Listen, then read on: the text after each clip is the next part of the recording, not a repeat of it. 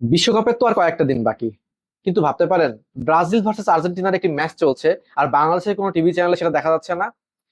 এই মুহূর্তে FIFA world cup broadcasting নিয়ে বাংলাদেশে ঠিক এত বড়ই একটি প্রবলেম তৈরি হয়েছে। এখনো পর্যন্ত বাংলাদেশের কোনো TV channel broadcasting right officially confirm করেনি।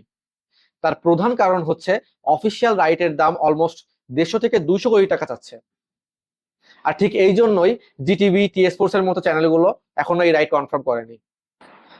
এর ফলে গ্রাম অঞ্চলের কিছু মানুষ এবং কেবল টিভি ইউজাররা খেলা দেখা থেকে বঞ্চিত হতে পারে।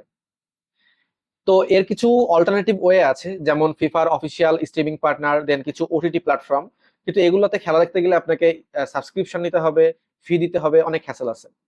কিন্তু আমি আজকে আপনাদের এমন একটি প্ল্যাটফর্ম দেখাবো যেখানে আপনারা ফ্রিতেই খেলা দেখতে পারবেন এবং বিশ্বের 250টি দেশের অলমোস্ট 6000+ চ্যানেল এখানে আপনি ফ্রিতে দেখতে পারবেন। তো চলুন দেরি না করে আমরা সরাসরি স্ক্রিনে চলে যাই।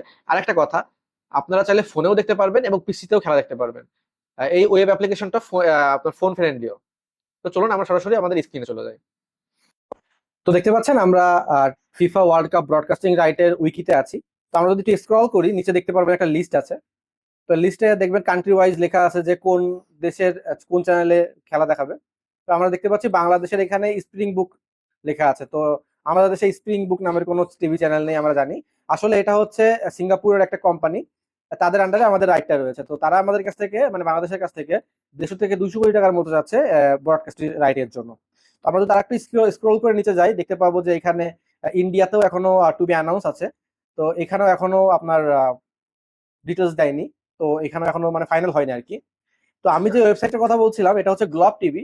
তো এখানে আসার পর দেখবেন হচ্ছে কান্ট্রি ওয়াইজ লেখা আছে। তো আপনি যদি মানচিত্রের উপর বাংলাদেশে ক্লিক করেন, এখানে সম্পূর্ণ লিস্টে চলে আসবে। তো আমি যদি প্লেতে ক্লিক করি, তাহলে দেখবেন এখানে আমাদের বাংলাদেশের চ্যানেল 24 চলে আসছে। তো এইভাবে যে কোনো কান্ট্রির টিভি চ্যানেল এখান থেকে দেখতে পারবেন। ইন্ডিয়াতে ক্লিক করলে ইন্ডিয়া সব লিস্ট চলে আসছে। আচ্ছা, আমরা এখন এখান থেকে দেখবো। আমি চেক চেক করছিলাম একটা আর্জেন্টিনার টিওয়াইসি স্পোর্টস, এটাই যদি আমরা দেখি, টিওয়াইসি স্পোর্টস যদি আমরা এখানে সার্চ করি, তাহলে দেখবেন যে টিওয়াইসি স্পোর্টস চলে আসবে। এই যে টিওয়াইসি স্পোর্টস, যদি আমরা এটা ক্লিক করি, তাহলে একটা 8 সেকেন্ডের অ্যাড আসবে, জাস্ট একটাই অ্যাড আসবে। তারপর এটা আমরা ক্লোজ করে দিলে দেখবেন যে চ্যানেলটা চলতেছে। তো এইভাবেই আপনারা খেলা দেখতে পারবেন।